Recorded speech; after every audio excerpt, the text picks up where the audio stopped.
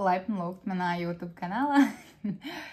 Es šo esmu marinējusi pārāk daudz gadu, lai es šo te neturpinātu un neīstenot. Tā kā varbūt kādam no jums tas ir pārsteigums, bet man šis ir jau sen izskanējis laipni lūgt manā YouTube kanālā. Man agrāk bija savs YouTube kanāls, kurš bija 16 gadus atpakaļ. Jā, 16 gadus atpakaļ. Kāpēc es to neturpināju? Varbūt es kādu dienu padalīšos. YouTube kanāls nebūs tik ļoti par mani pašu, cik ļoti par manu ceļu. Par manu ceļu, ko es arī jau sen un ilgi bērnu solīšiem esmu gājuši šos ceļus uz priekšu un beidzot vienkārši vienā divos vārtos, un tātad šī ir satura veidošana. Jā, kā jau es minēju, man pirms 16 gadiem bija savs YouTube kanāls, tad es ar video filmēšanu, montēšanu esmu aizrausies jau kopš es sevi atceros, kopš esmu bijusi ļoti maza, kopš man parādījās mans pirmais stacionārais dators, lielā vecā kaste Windows un pirmais Windows Movie Makers. Tur opcijas, tur rīki, ko tur varēja izdarīt, nebija daudz un tiešām nebija baigā prasme jāapgūst, taču tas vien iedeva to saprašanu, kā izskatās video editēšana. Jā, tas ir tāds mans mazais ieskats backgroundā. Tad man ir ļoti daudz mīļi video no bērnības, kā šis, piemēram, vai šis video, tāpat arī šis video. Bet jā, diemžēl liela daļa no viņiem tika izdzēsti, tie paši sulīgākie, diemžēl, tikai izdzēsti. Tika izdzēsti līdz ar visu manu šo te YouTube kanālu. Un ko, ka mēs iesim šo te ceļu kopā.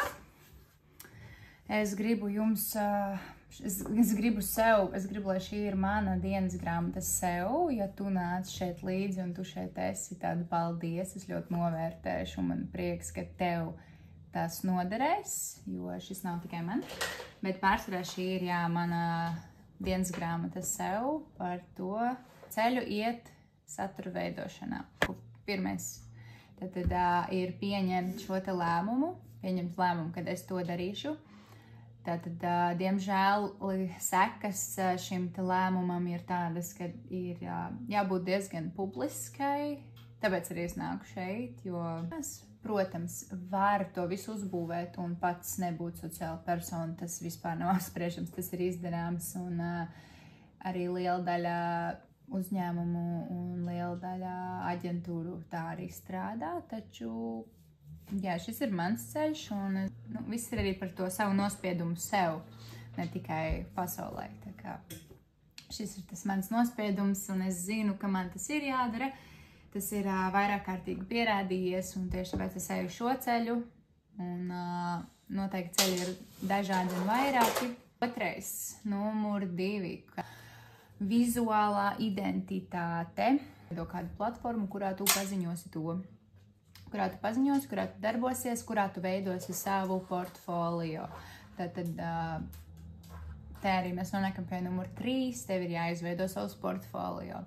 Par laimi, kā jau es minēju, man šis ir nācis gadiem līdzi, un es to esmu visu laiku darījusi. Tad es arī veidoju mājaslapas un nodarbojos ar freelance grafisko dizainu, tā kā nepārmetiet mani, bet man jau ir mājaslapa un ir arī, protams, Instagram konts un ir sakārtotas šīs te pirmās lietas, ko es jums vienkārši nerādīšu, kā es to daru backgroundā, lai gan mēs varam pieskarties arī tam.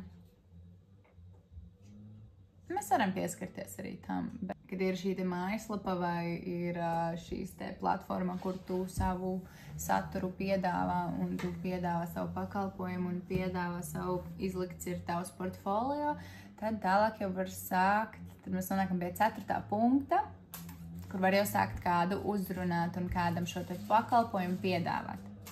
Protams, tu vari arī sēdēt un gaidīt, bet tas bieži vien aizņem ļoti daudz laiku. Pašam piedāvājot, tu pat nemaz nezini, kur tev tas ceļš var aizvest un cik foršas, skaistas sadarbības pie tā var nonākt. Tā kā pirmo video negribās garu, gribās vienkārši izstāstīt, kas es esmu, ko es šeit daru un kāpēc es šeit daru. Un tad jau tālāk es domāju, ka mans stāsts, mans ceļš mūs kaut kur visus kopā aizvedīs. Jā, mani sauc Sindija, es aizmirsu jums to pieminēt.